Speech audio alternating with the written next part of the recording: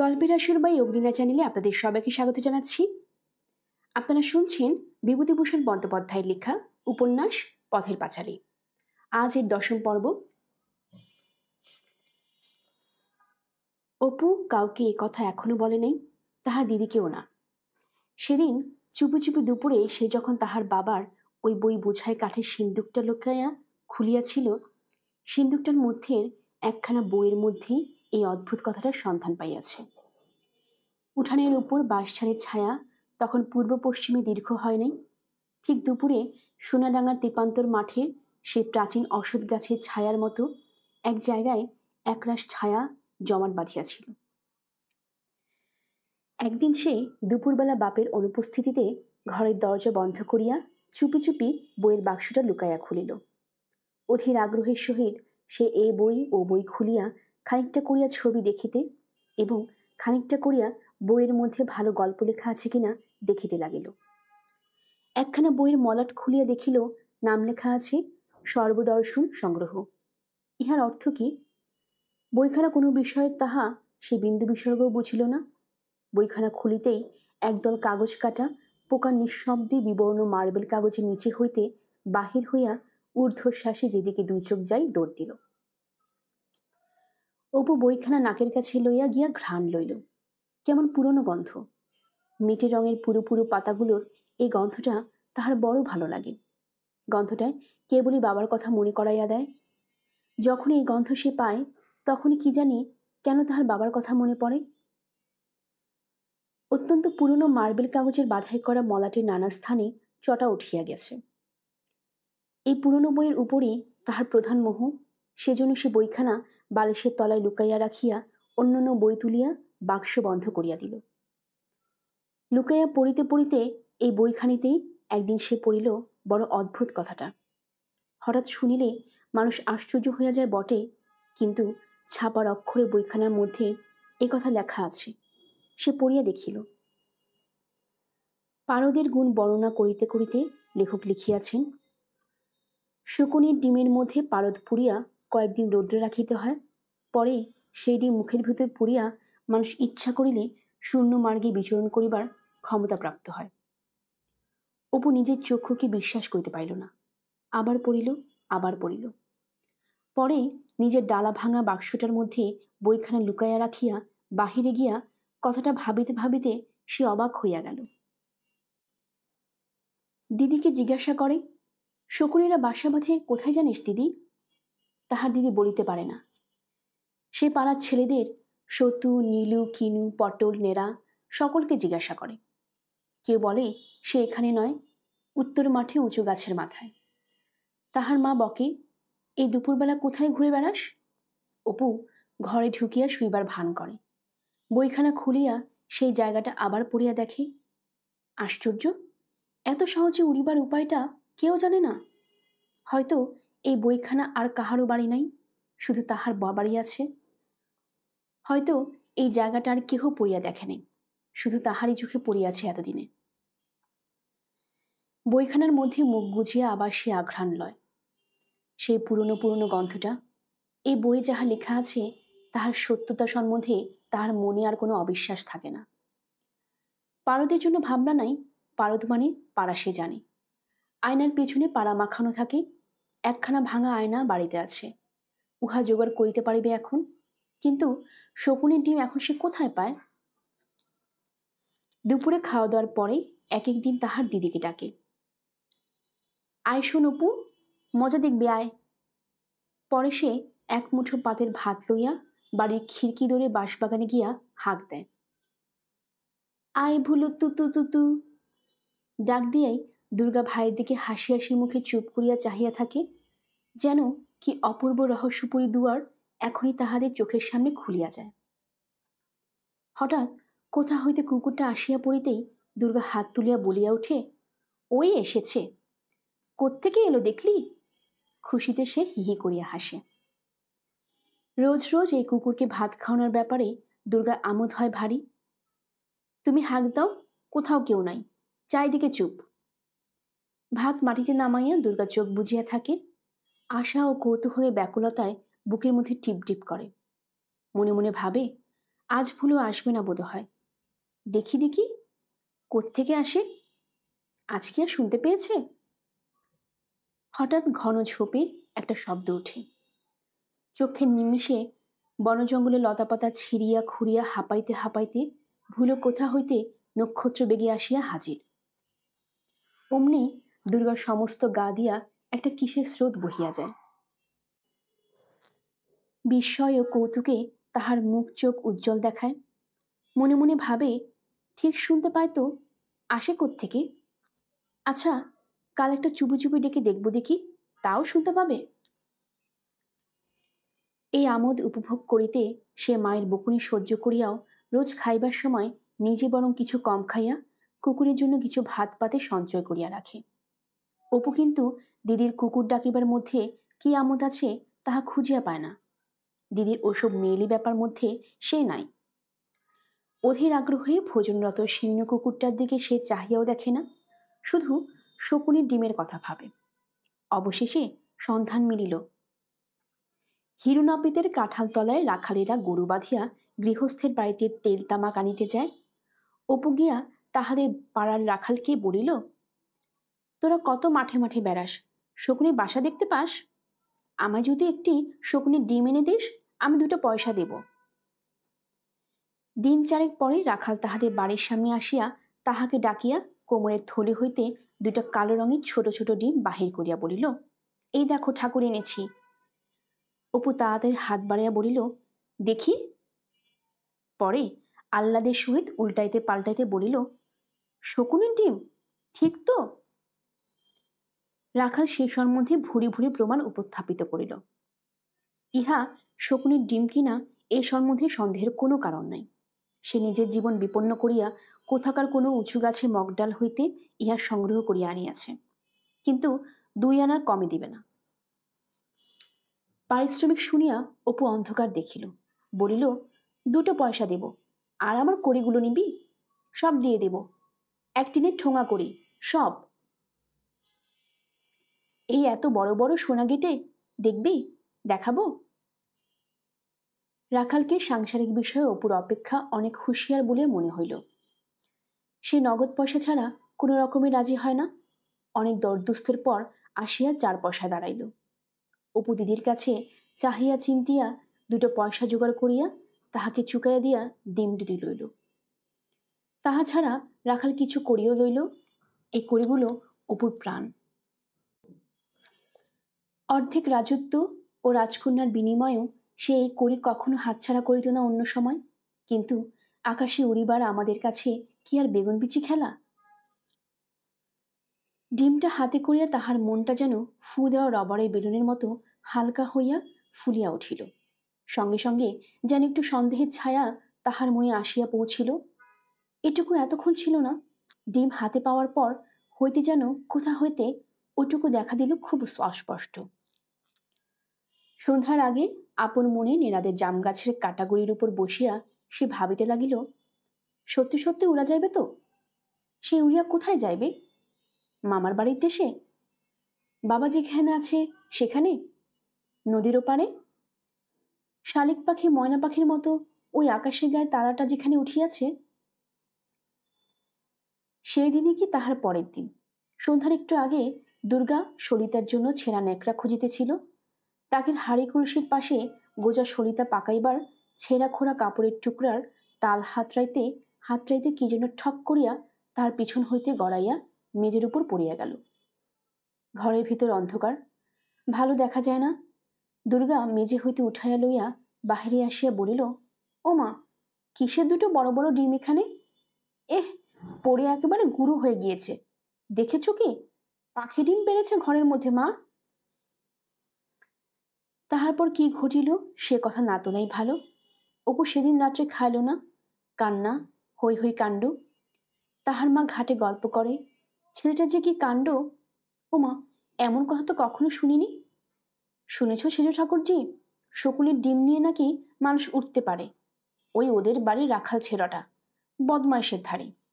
তাকে বুঝে বলেছে, সে কোত্থেকে 2 কাগের না কিসের ডিম এনে বলেছে, এই নাও শকুনির ডিম। তাই নাকি আবার 4 পয়সা দিয়ে কিনেছে তার কাছে। ছেলেটা যে কি বোকা, সে আর তোমার কাছে কি বলবো সেজ ঠাকুরজি, কি করে যে ছেলে নিয়ে আমি। কিন্তু বেচারি সর্বজয়া কি করিয়া জানিবে? সকলে তো কিছু সর্বদর্শন সংগ্রহ পড়ে নাই, বা সকলে কিছু পারদের গুণও জানে না। আকাশে তাহা হইলে সকলেই উড়িত। অনেকদিন হইতেই গ্রামের বৃদ্ধ নরোত্তম দাস বাবাজির সঙ্গে অপুর বড় ভাব। গাঙ্গুলিপাড়ার গৌরবর্ণ দিব্যকান্তি সদানন্দ বৃদ্ধ সামান্য খড়ের ঘরে বাস করেন। বিশেষ গোলমাল ভালোবাসেন না, প্রায় নির্জনে থাকেন। সন্ধ্যার পর মাঝে মাঝে গাঙ্গুলিদের চণ্ডীমণ্ডপে গিয়া বসেন। অপুর বাল্যকাল হইতেই হরিহর ছেলেকে সঙ্গে করিয়া মাঝে মাঝে নরোত্তম দাসের কাছে লইয়া যাইত। সেই হইতে দুজনের মধ্যে খুব ভাব। মাঝে মাঝে অপু গিয়া বৃদ্ধের নিকট হাজির হয়, ডাক দেয়, দাদু আছো? বৃদ্ধ তাড়াতাড়ি ঘর হইতে বাহির হইয়া তালপাতা চাটাইখানা দাওয়ায় পাতিয়া দিয়া বলেন, এসো দাদা ভাই, এসো, বসো বসো। অন্য স্থানে অপু মুখ চোরা, মুখ দিয়া কথা বাহির হয় না, কিন্তু এই সরল শান্ত দর্শন বৃদ্ধের সঙ্গে সে সম্পূর্ণ নিঃসংকোচে মিশিয়া থাকে।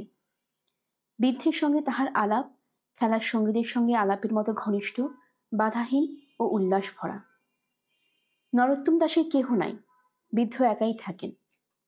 এক স্বজাতীয় বৈষ্ণবের মেয়ে কাজকর্ম করিয়া দিয়া চলিয়া যায়। অনেক সময় সারা বিকেল ধরিয়া অপু বসিয়া বসিয়া গল্প শুনে ও গল্প করে। একথা সে জানে যে নরোত্তম দাস বাবাজি তাহার বাবার অপেক্ষাও বয়সে অনেক বড়, অন্নদা রায়ের অপেক্ষাও বড়। কিন্তু এই বয়োবৃদ্ধতার জন্য অপুর কেমন যেন মনে হয় বৃদ্ধ তাহার সতীর্থ। এখানে আসিলে তাহার সকল সংকোচ, সকল লজ্জা আপনা হইতে ঘুচিয়া যায়। গল্প করিতে করিতে অপু মন খুলিয়া হাসে, এমন সব কথা বলে যাহা অন্য স্থানে সে ভয় বলতে পারে না। পাছে প্রবীণ লোকেরা কেহ ধমক দিয়া জ্যাঠা ছেলে বলে। নরোত্তম দাস বলেন, দাদু তুমি আমার গৌরব। তোমাকে দেখলে আমার মনে হয় দাদু, আমার গৌর তোমার বয়সে ঠিক তোমার মতোই সুন্দর, সুশ্রী, নিষ্পাপ ছিলেন।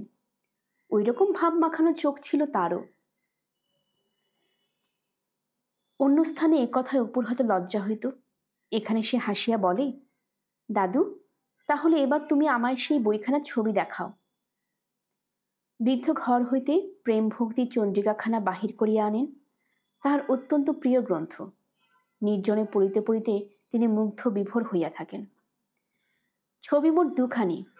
দেখানো শেষ হইয়া গেলে বৃদ্ধ বলেন, আমি মরবার সময় বইখানা তোমাকে দিয়ে যাব দাদু, তোমার হাতে বইয়ের অপমান হবে না।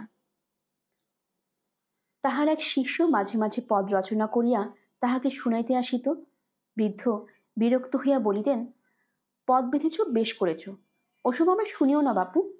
পদকর্তা ছিলেন বিদ্যাপতি চণ্ডীদাস, তাদের ওপর ওসব আমার কানে বাজে, ওসব গিয়ে অন্য জায়গায় শোনাও। সহজ সামান্য অনাড়ম্বর জীবনের গতিপথ বাহিয়া এখানে কেমন যেন একটা অন্তঃসলীলা মুক্তির ধারা বহিতে থাকে। অপুর মন সেটুকু কেমন ধরিয়া ধরিয়া ফেলে। তাহার কাছে তাহা আজ মাটি, পাখি, গাছপালার সাহচর্যের মতো অন্তরঙ্গ ও আনন্দপূর্ণ ঠেকে বলিয়াই দাদুর কাছে আসিবার আকর্ষণ তাহার এত প্রবল। ফিরিবার সময় অপু নরোত্তম দাসের উঠানের গাছতলাটা হইতে একরাশি মুচুকুন্দ চাপা ফুল কুড়াইয়া আনে, বিছানায় সেগুলি সে রাখিয়া দেয়। তাহার পরে সন্ধ্যায় আলো জ্বলিলেই বাবার আদেশে পড়িতে বসিতে হয়।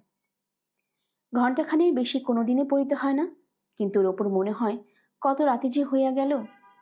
পরে ছুটি পাইয়া সে শুইতে যায়, বিছানায় শুইয়া পড়ে। আর অমনি আজকের দিনের সকল খেলাধুলা, সারাদিনের সকল আনন্দের স্মৃতিতে ভরপুর হইয়া বিছানায় রাখা মুচুকুন্দ চাপার গন্ধ তাহার ক্লান্ত দেহ মনকে খেলাধুলার অতীত ক্ষণগুলির জন্য বীরহাতুর বালক প্রাণকে অভিভূত করিয়া বহিতে থাকে। বিছানায় উপর হইয়া ফুলের রাশির মধ্যে মুখ ডুবাইয়া সে অনেকক্ষণ ঘ্রাণ লয়। সেদিন তাহার দিদি চুপি চুপি বলে, চড়ি ভাতি করবি অপু? তাহাদের দৌড় দিয়া পাড়ার সকলে কলিচুন্ডির ব্রতের বনভোজনে গ্রামের পিছনের মাঠে যায়, তাহার মাও যায়, কিন্তু তাহাকে লইয়া যায় না। সেখানে সব নিজে নিজে জিনিসপত্র, অত চাল ডাল তাহাদের নেই। আর বনভোজনে গিয়া সকলে বাহির করে কত কি জিনিস, ভালো চাল, ডাল, ঘি, দুধ। তাহার মা বাহির করে শুধু মোটা চাল, মটরের ডাল বাটা আর দু একটি বেগুন। পাশে বসিয়া ভুবন মুখুজ্যেদের সেজু ঠাকুরনের ছেলেমেয়েরা নতুন আখের গুড়ে পাটালি দিয়া দুধ ও কলা মাখিয়া ভাত খায়। নিজের ছেলেমেয়েদের জন্য তাহার মায়ের মন কেমন করে। তাহার অপুও ওই রকম দুধ কলা দিয়া পাটালি মাখিয়া ভাত খাইতে ভালোবাসে। শান্ত মাঠের ধারের বনে রাঙা সন্ধ্যা নামে। বাঁশবনের পথে ফিরিতে শুধু ছেলের মুখে মনে পড়ে। নীলমণি রায়ের জঙ্গলাকীর্ণ ভিটার ওধারে খানিকটা বন দুর্গা নিজের হাতে দাগ দিয়া কাটিয়া পরিষ্কার করিয়া ভাইকে বলিল, দাঁড়িয়ে দেখ তেঁতুল তলায় মা আসছে কিনা, আমি চাল বের করে নিয়ে আসি শিগগিরি করে। একটা ভালো নারিকেলের মালায় 2 পলা তেল চুপি চুপি তেলের ভারটা হইতে বাহির করিয়া আনিল। অপহৃত মালামাল বাহিরে আনিয়া ভাইয়ের জিম্মা করিয়া বলিল, শিগগিরি নিয়ে যা, দৌড়ো অপু, সেইখানে রেখে আয়, দেখিস যেন গরু টরুতে খেয়ে ফেলে না। এমন সময় মাতর মা তাহার ছোট ছেলেকে পিছনে লইয়া খিড়কির দৌড় দিয়া উঠানে ঢুকিল। দুর্গা বলিল, এদিকে কোত্থেকে তরমুজের বউ? মাতর মায়ের বয়সও খুব বেশি না, দেখিতেও মন্দ ছিল না, কিন্তু স্বামীর মৃত্যুর পর হইতেই কষ্টে পড়িয়া মলিন ও শীর্ণ হইয়া পড়িয়াছে। বলিল, কুঠির মাঠে গিয়েছিলাম কাঠকুড়োতে, বুঝির মালা নিবা? দুর্গা তো বনবাগান খুঁজিয়া নিজেই কত বৈচি ফুল প্রায় তুলিয়া আনে। ঘাড় নাড়াইয়া বলিল, সে কিনিবে না।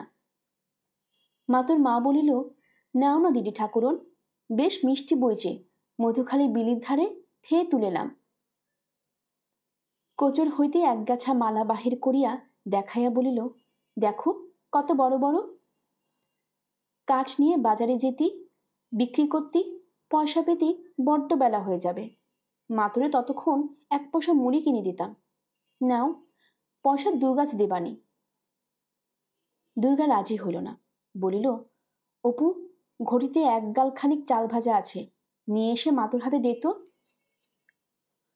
উহারা খিড়কি দৌড় দিয়াই পুনরায় বাহির হইয়া গেলে দুজনে জিনিসপত্র লইয়া চলিল। চারদিক বনে ঘেরা, বাহির হইতে দেখা যায় না। খেলাঘরে মাটি ছোবার মতো ছোট্ট একটি হাঁড়িতে দুর্গা ভাত চড়িয়া দিয়া বলিল, এই দেখ অপু, কত বড় বড় মেটে আলুর ফল নিয়ে এসেছি এক জায়গা থেকে। পুটিদের তালতলায় একটা ঝোপের মাথায় অনেক হয়ে আছে, ভাত দেব? অপু মহা উৎসাহে শুকনো লতা কাটি কুড়াইয়া আনে। এই তাহাদের প্রথম বনভোজন। অপুর এখনো বিশ্বাস হইতেছিল না যে এখানে সত্যিকারে ভাত তরকারি রান্না হইবে। না খেলাঘরে বনভোজন যা গতবার হইয়াছে সেরকম হইবে। ধুলার ভাত, খাপড়ার আলু ভাজা, কাঁঠাল পাতার লুচি। কিন্তু বড় সুন্দর বেলাটি, বড় সুন্দর স্থান বনভোজনের। চারিধারে বনঝোপ, ওদিকে তেলাকুচা লতার দুলুনি, বেলগাছের তলে জঙ্গলের শেওড়া গাছের ফুলের ঝাড়, আধা পোড়া কটা দুর্বা ঘাসের উপর খঞ্জন পাখিরা নাচিয়া নাচিয়া ছুটিয়া বেড়াইতেছে। নির্জন ঝোপঝাড়ের আড়ালে নিভৃতি নিরালা স্থানটি। প্রথম বসন্তের দিনে ঝোপে ঝোপে নতুন কচি পাতা, ঘেটু ফুলের ঝাড়, পুরো ভিটাটা আলো করিয়া ফুটিয়া আছে। বাতাবি লেবু গাছটায় কদিনে কুয়াশায় ফুল অনেক ঝরিয়া গেলেও থোপা থোপা সাদা সাদা ফুল উপরের ডালে চোখে পড়ে। দুর্গা আজকাল যেন এই গাছপালা, পথঘাট, এই অতি পরিচিত গ্রামের প্রতি অন্ধি সন্ধিকে অত্যন্ত বেশ করিয়া আঁকড়াইয়া ধরিতেছে। আসন্ন বিরহের কোনো বিষাদে এই কত প্রিয় গাবতলার পথটি, ওই তাহাদের বাড়ির পিছনে বাঁশবন, ছায়া ভরা নদীর ঘাটটি আচ্ছন্ন থাকে, তাহার অপু, তাহার সোনার খোকা ভাইটি, যাহাকে একবেলা না দেখিয়া সে থাকিতে পারে না। মন হু হু করে, তাহাকে ফেলিয়া সে কতদূর যাইবে। আর যদি সে না ফেরে, যদি নিতম পিসির মতো হয়? এই ভিটাতেই নিতম পিসি ছিল। বিবাহ হইয়া কতদিন আগে কোথায় চলিয়া গিয়াছি, আর বাপের ভিটাতে ফিরিয়া আসে নাই। অনেককাল আগের কথা, ছেলেবেলা হইতে গল্প শুনিয়া আসিতেছি। সকলে বলে বিবাহ হইয়াছিল মুর্শিদাবাদ জেলায়। সে কত দূরে, কোথায়? কেহ আর তাহার খোঁজ খবর করে না, আছে কি নাই কেহ জানে না। বাপকে নিতন পিসি আর দেখে নাই, মাকে আর দেখে নাই, ভাই বোন কেউ না। সব একে একে মরিয়া গিয়াছে। মাগো, মানুষ কেমন করে এমন নিষ্ঠুর হয়? কেন তাহার খোঁজ কেহ যে করে নাই? কতদিন সে নির্জনে নিতম পিসির কথা ভাবিয়া চোখের জল ফেলিয়াছে। আজ যদি হঠাৎ সে ফিরিয়া আসে, এ ঘোর জঙ্গল ভরা জনশূন্য বাপের ভিটা দেখিয়া কি ভাবে? তাহারও যদি ওই রকম হয়, ওই তাহার বাবাকে, মাকে, অপুকে ছাড়িয়া আর কখনো দেখা হইবে না, কক্ষনো না, কক্ষনো না। এই তাহাদের বাড়ি, গাবতলা, ঘাটের পথ। ভাবিলে গা শিহরিয়া উঠে। দরকার নাই। কি জানি কেন আজকাল তাহার মনে হয় একটা কিছু তাহার জীবনে শীঘ্র ঘটিবে। একটা এমন কিছু জীবনে শীঘ্রই আসিতেছে যাহা আর কখনো আসে না। দিনে রাতে খেলাধুলার কাজকর্মে ফাঁকে ফাঁকে এই কথা তাহার প্রায় মনে হয়। ঠিক সে বুঝিতে পারে না তাহা কি বা কেমন করিয়া সেটার আসিবার কথা মনে ওঠে। তবু মনে হয়, কেবলই মনে হয়, তাহা আসিতেছে, আসিতেছে, শীঘ্রই আসিতেছে। চড়িভাদের মাঝামাঝি অপুদের বাড়ির উঠানে কাহার ডাক শোনা গেল। দুর্গা বলিল, বিনির গলা যেন, নিয়ে আয় তো ডেকে অপু। একটু পরে অপুর পিছনে পিছনে দুর্গার সমবয়সী একটি কালো মেয়ে আসিল। একটু হাসিয়া যেন কতকটা সম্ভ্রমের সুরে বলিল, কি হচ্ছে দুর্গা দিদি? দুর্গা বলিল, আয় না বিনি, চড়ুই ভাতি করছি, বস। মেয়েটি ওপাড়ার কালীনাথ চক্রতির মেয়ে, পরনে আধমলা শাড়ি, হাতে সরু সরু কাচের চুড়ি, একটু লম্বা গড়ন, মুক্তিদান্ত সাদাসিধা। তাহার বাপ যুগের বামুন বলিয়া সমাজের ব্যাপারে পাড়ায় তাহাদের নিমন্ত্রণ হয় না। গ্রামের একপাশে নিতান্ত সংকুচিতভাবে বাস করে। অবস্থাও ভালো নয়। বিনি দুর্গার ফরমাইশ খাটিতে লাগিল খুব। বেড়াইতে আসিয়া হঠাৎ সে যেন একটা লাভজনক ব্যাপারের মধ্যে আসিয়া পড়িয়াছে। এখন ইহারা তাহাকে সে উৎসবের অংশীদার স্বীকার করিবে কি না করিবে, এরূপ একটা দ্বিধা মিশ্রিত উল্লাসের ভাব তাহার কথাবার্তায় ভাবভঙ্গিতে প্রকাশ পাইতেছিল। দুর্গা বলিল, বিনি, আর দুটো শুকনো কাঠ দেখত, আগুনটা জ্বলছে না ভালো। বিনি তখনই কাঠ আনিতে ছুটিল এবং একটু পরে এক বোঝা শুকনো বেলের ডাল আনিয়া হাজির করিয়া বলিল, এতে হবে দুর্গা দিদি, না আর আনবো? দুর্গা যখন বলিল, বিনি এসেছে, ও তো এখানে খাবে, আর দুটো চুল নিয়ে আয় অপু। বিনির মুখখানা খুশিতে উজ্জ্বল হইয়া উঠিল। খানিকটা পরে বিনি জল আনিয়া দিল। আগ্রহী সুরে জিজ্ঞাসা করিল, কি কি তরকারি দুর্গা দিদি? ভাত নামাইয়া দুর্গা তেলটুকু দিয়া বেগুন তাহাতে ফেলিয়া দিয়া ভাজে। খানিকটা পরে সে অবাক হইয়া ছোবার দিকে চাহিয়া থাকে। অপুকে ডাকিয়া বলে, ঠিক একেবারে সত্যিকারের বেগুন ভাজার মতো রং হচ্ছে দেখছিস অপু? ঠিক যেন মার রান্না বেগুন ভাজা না? অপুরও ব্যাপারটা আশ্চর্য বোধ হয়। তাহারও এতক্ষণ যেন বিশ্বাস হইতেছিল না যে তাহাদের বনভোজনে সত্যিকার ভাত, সত্যিকার বেগুন ভাজা সম্ভবপর হইবে। তাহার পর তিনজনে মহা আনন্দে কলা পাতা খাইতে বসে। শুধু ভাত আর বেগুন ভাজা, আর কিছু না। অপু গ্রাস মুখে তুলিবার সময় দুর্গা সেদিকে চাহিয়াছিল। আগ্রহের সঙ্গে জিজ্ঞাসা করে, কেমন হয়েছে রে বেগুন ভাজা? অপু বলে, বেশ হয়েছে দিদি, কিন্তু নুন হয়নি যেন। লবণকে রন্ধনের উপকরণের তালিকা হইতে ইহারা অদ্য একেবারে বাদ দিয়াছে। লবণের বালাই রাখে নাই, কিন্তু মহা খুশিতে তিনজনে কোষা মেটে আলুর ফল ভাতে ও পানসে আধপোড়া বেগুন ভাজা দিয়া চড়ুই ভাতের ভাত খাইতে বসিল। দুর্গার এই প্রথম রান্না। সে বিস্ময় মেশানো আনন্দের সঙ্গে নিজের হাতে শিল্পসৃষ্টি উপভোগ করিতেছিল। এই বনঝোপের মধ্যে, এই শুকনা আতা পাতার রাশের মধ্যে, খেজুর তলা ঝরিয়া পড়া খেজুর পাতার পাশে বসিয়া সত্যিকারে ভাত তরকারি খাওয়া। খাইতে খাইতে দুর্গা অপুর দিকে চাহিয়া হি হি করিয়া খুশির হাসি হাসিল। খুশিতে ভাতের দলা তাহার গলার মধ্যে আটকায়া যেতেছিল যেন। বিনি খাইতে খাইতে ভয়ে ভয়ে বলিল, একটু তেল আছে দুর্গাদি? মেটে আলুর ফল ভাতে মেখে নিতাম। দুর্গা বলিল, অপু, ছুটি নিয়ে একটু তেল। যে জীবন কত শত পুলকের ভাণ্ডার, কত আনন্দ মুহূর্তের আলো জ্যোৎস্নার অবদানে মণ্ডিত, ইহাদের সে মাধুরীময় জীবনযাত্রার সবে তো আরম্ভ। অনন্ত যে জীবনপথ দূর হইতে বহুদূরে বৃষ্টির কোনো উপারে বিসর্পিত, সে পথের ইহারা নিতান্ত ক্ষুদ্র পথিক দল। পথের বাঁকে ফুলে ফুলে দুঃখে সুখে ইহাদের অভ্যর্থনা একেবারে নতুন। আনন্দ আনন্দ, প্রসারের আনন্দ। জীবনের মাঝে মাঝে যে আড়াল আছে, বিশাল তুষার মৌলি গিরিশঙ্কটের ওদিকে যে পথটা দেখিতেছে না, তাহার আনন্দ। আজকের আনন্দ সামান্য সামান্য ছোটখাটো তুচ্ছ জিনিসের আনন্দ। অপু বলিল, মাকে কি বলবি দিদি? আবার ওবেলা ভাত খাবি? দূর, মাকে কখনো বলি? সন্ধে পর দেখিস খিদে পাবে এখন। যোগীর বামন বলিয়া পাড়ায় জল খাইতে চাহিলে লোকে ঘটিতে করিয়া জল খাইতে দেয়, তাহাও আবার মাজিয়া দিতে হয়।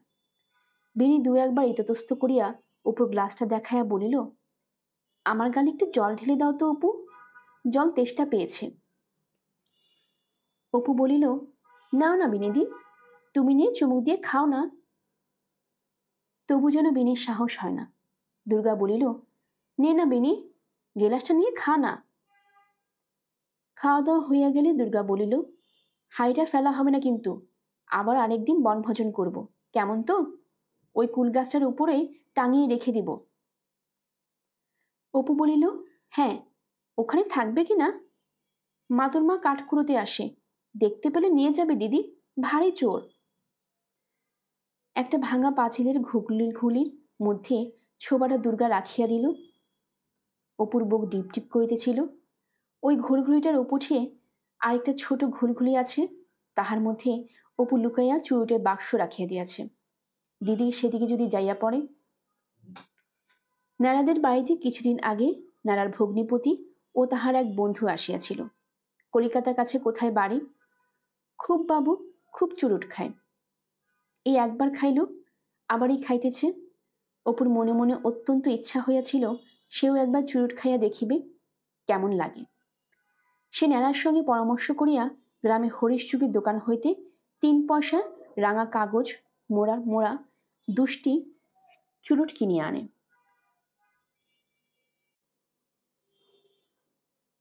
সেদিনই ঘন জঙ্গলের মধ্যে একা বসিয়া চুপে চুপে একটা সিগারেট ধরায় খাইয়াছিল। ভালো লাগে নাই, তেতে তেতো কেমন একটা ঝাঁজ। 2 টান খাইয়া সে আর খাইতে পারে নাই, কিন্তু তাহার ভাগে বাকি 4টি চুরুট সে ফেলিয়াও দিতে পারে নাই। ন্যাড়ার ভগ্নিপতির নিকট সংগ্রহিত একটি খালি চুরুটের বাক্সে সে কয়টি সে ওই পড়ে ভিটের জঙ্গলে ভাঙা পাঁচিলের ঘুড়িতে লুকাইয়া রাখিয়া দিয়াছে। প্রথম চুরুট খাইবার দিন চুরুট টানা শেষ হইয়া গেলে ভয়ে তাহার বুকের মধ্যে কেমন করিয়া উঠিতেছিল, পাছে মুখের গন্ধে মা টের পায়। পাকা কুল অনেক করিয়া খাইয়া নিজের মুখের হাত পাতিয়া ধরিয়া অনেকবার পরীক্ষা করিয়া তবে সে সেদিন পূর্ণবার মনুষ্য সমাজে প্রবেশ করিয়াছিল। যায় বুঝি আজ বামার শুদ্ধ ধরা পড়িয়া। কিন্তু দিদির পাঁচিলের ও পিঠে যাইবার দরকার হয় না, এ পিঠে কাজ সারা হইয়া যায়। গল্পের আসর বাই অগ্নিলা চ্যানেলে আপনারা শুনছিলেন বিভূতিভূষণ বন্দ্যোপাধ্যায় লেখা উপন্যাস পথের পাঁচালী। আজ ছিল 10ম পর্ব। আমাদের গল্পপাঠ আপনাদের কাছে ভালো লেগে থাকলে কাইন্ডলি সাবস্ক্রাইব করে পাশে থাকবেন, বন্ধুদের জানিয়ে দেবেন, নতুনদের সাথে শেয়ার করবেন। ভালো থাকবেন, ধন্যবাদ।